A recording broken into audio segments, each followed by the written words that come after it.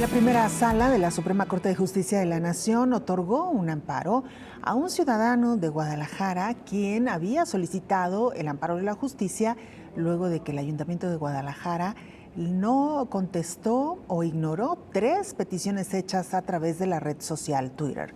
Nuestro compañero Isaac de Loza nos cuenta más detalles. Si ha sido bloqueado por algún funcionario público a través de su cuenta oficial de Twitter, este incumple la ley.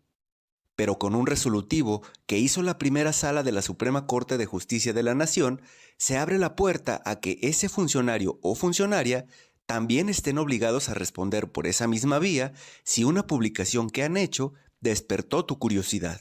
Por el momento, esto solo aplica para una persona. La protección constitucional está acotada a un caso concreto, pero se advierte que problemáticas afines deberán analizarse y resolverse caso por caso. El pronunciamiento parte de un juicio de amparo indirecto que formuló un usuario de esa red social, quien hizo 3 solicitudes al Ayuntamiento de Guadalajara.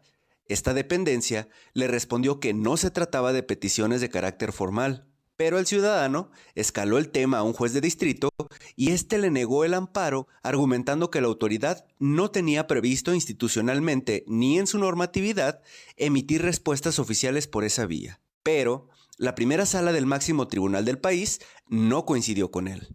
¿Qué resolvió al respecto? Pues que el uso oficial y no privado de la plataforma Twitter por parte de una autoridad, en un alcance que va más allá de lo meramente informativo y que en la práctica ha implicado la captación y atención de peticiones ciudadanas, obliga a dicha autoridad a responder las peticiones que posteriormente se reciban por esa vía.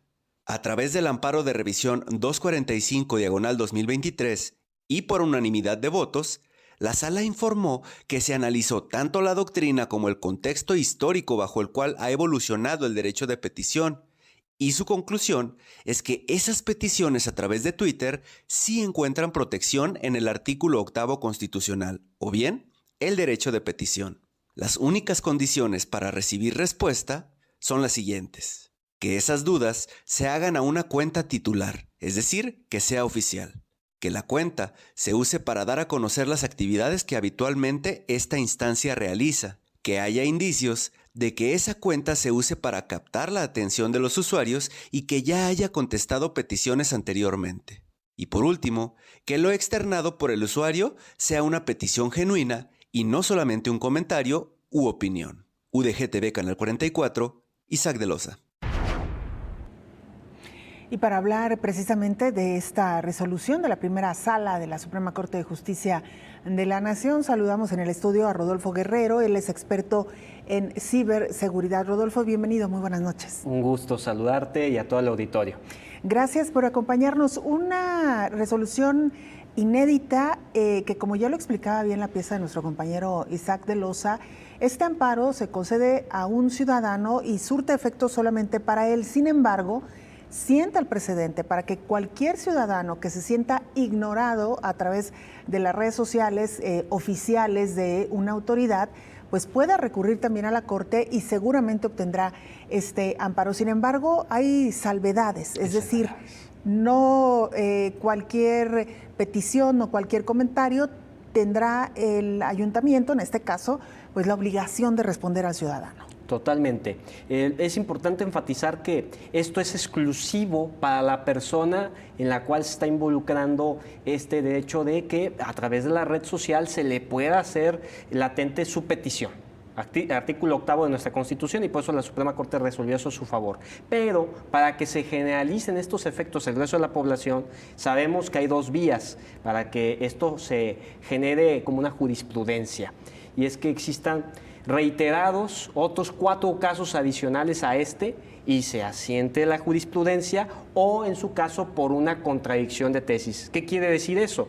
Que se haya resuelto bien por una de las salas de la Suprema Corte o a su vez por otra instancia. Entonces, a través de esas 2 vías es en las que podemos tener una jurisprudencia que sea favorable no solamente para un ciudadano, que es fantástico, sino para el resto de la población.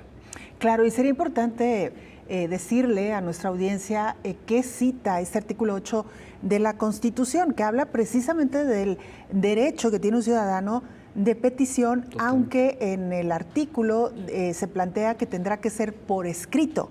Totalmente. No habla que puede ser a través de una vía como las redes sociales, que quizá valdría la pena ahora que las redes sociales se han convertido en un instrumento cotidiano, quizá incluirlo ya en este artículo 8º.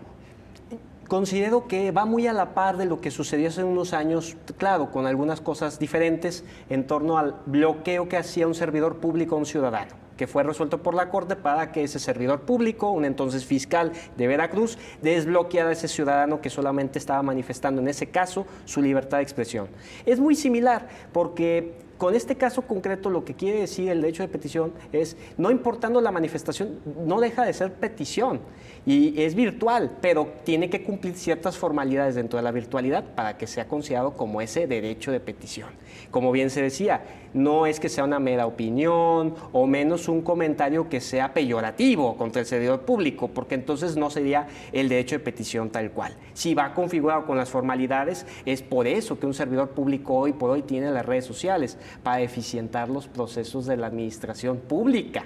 Claro, que como bien lo decía también la Corte y el ciudadano tendrá que hacerse de manera respetuosa, ¿no? Totalmente. Eso es otro, digamos, de los requisitos. Y pongamos un ejemplo, un ciudadano que quizá está en su casa y tiene ya mucho tiempo reportando la ausencia o la deficiencia de un servicio público, en este caso que brinda un municipio.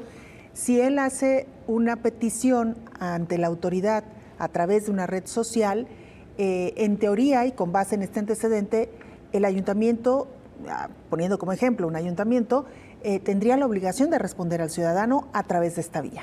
Definitivamente, en el caso concreto de Twitter, que se ha tornado para esos puntos, incluso también me atrevería a decir en el caso de Facebook, no tiene por qué ser limitante siempre y cuando el servidor público deje por enterado que ha sido una vía que él ha establecido con la ciudadanía para resolver controversias, eficientar procesos y a su vez que él sirva como una figura de general para particularizar a cada una de las áreas que tenga un ayuntamiento o que tenga el Congreso del Estado en su caso o que incluso pueda ir a lo que es el gobierno de un estado.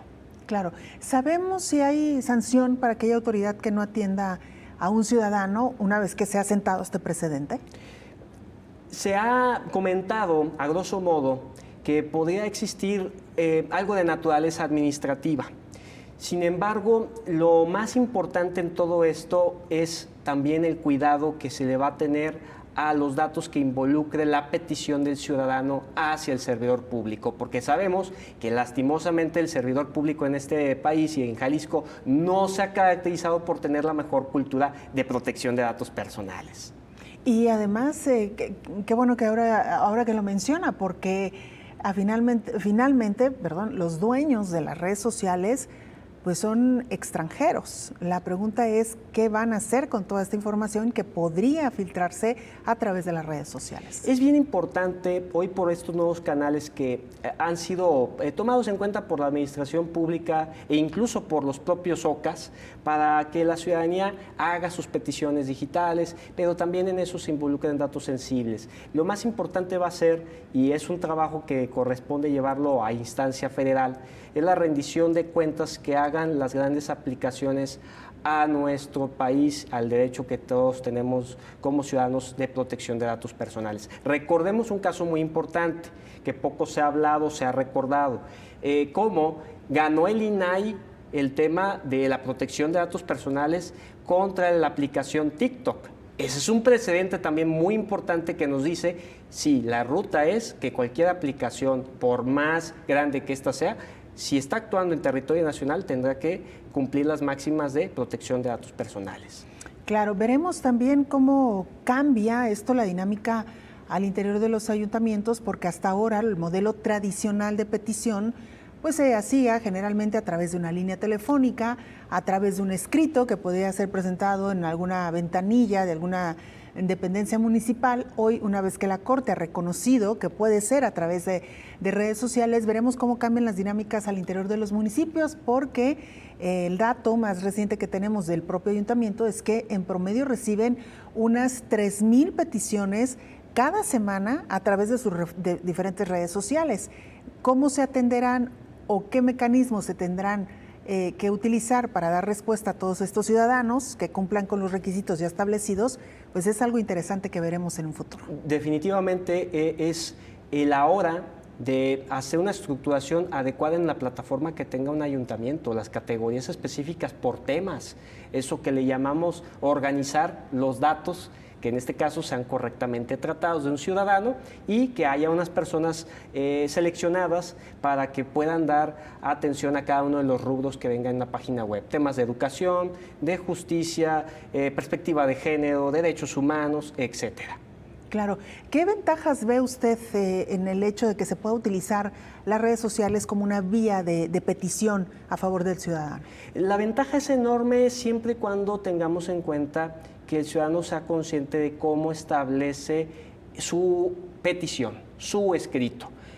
Como decíamos hace unos momentos, no es lo mismo ejemplificarlo a través de qué es lo que necesito, hacia quién y qué factores están involucrados en lo que estoy solicitando, a simplemente que sea una carta en la que, o un comentario devastador contra el servidor público, porque ahí no se está efectuando absolutamente nada, simplemente es una crítica un poco lastimosa en torno al tema de un ayuntamiento o algún servidor público en lo específico. Habría que tener esas formalidades y yo no le veo ningún problema que el documento, incluso que el ciudadano se sienta cómodo al enviarlo en formato PDF, por ejemplo, se envíe por cualquier red social que lo permita y que el servidor público y la área correspondiente de atención lo descargue y listo. Obviamente también ahí va a involucrar el tema de que haya algún virus, etcétera. Al final tenemos que recaer en hacer lo mejor que se puedan las cosas y en cómo hoy por hoy el servicio público tiene que estar propiciando una cultura digital que poco se ha impulsado en la agenda local, estatal y nacional.